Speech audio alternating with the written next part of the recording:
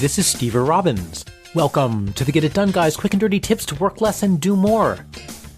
We're coming up on the 10-year anniversary of the Get It Done Guy. Yay! Oh, there's so much to prepare for. Parties to throw, Oreo ice cream cake to be arranged, episodes to be planned, and zombie reanimation powder to be ordered.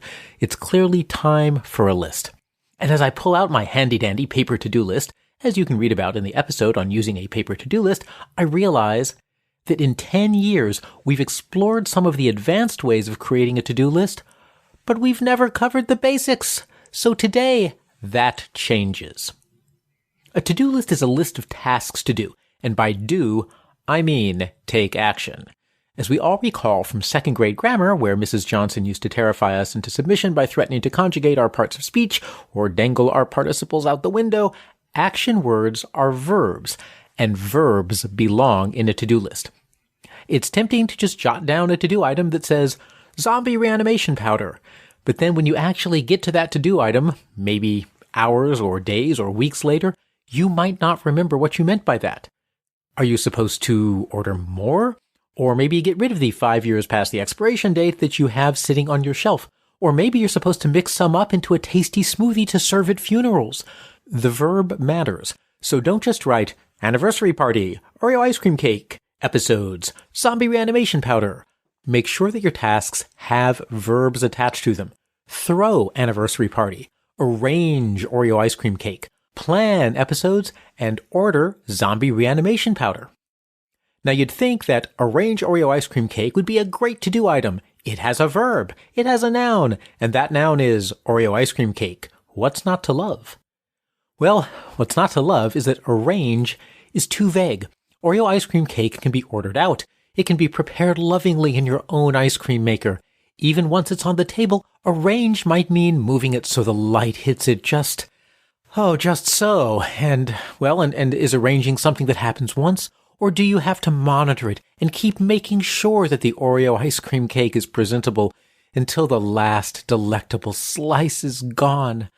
Well, choose verbs that are specific enough so that you know when they're done. Order ice cream cake, prepare ice cream cake from scratch, place ice cream cake on serving table in good lighting. When you use verbs and you make sure you know when they're complete, then you know exactly when it's time to check off that task as being done. Now beware especially open-ended tasks like research doomsday devices or think about cornering the world's supply of thread. Now you can research and you can think forever. So put some type of limit in your task. Research doomsday device by watching Dr. Strangelove all the way to the end. Or spend 15 minutes thinking about cornering the thread market. While 15 minutes is an arbitrary number, if it's not enough time, you can always add it back to the end of your to-do list for another 15 minutes. Also consider due dates. If a task absolutely has to be done by a certain date, choose some way to notate that in your list rather than just assuming you'll magically remember it. Recruit world-saving cohort of superheroes by December 19th. That way, when you scan your task list on December 1st, you'll realize that you only have 18 days to get on Wonder Woman's calendar. And believe me, it's not easy to get on Wonder Woman's calendar. Otherwise, if you don't have a date, it's easy to procrastinate indefinitely.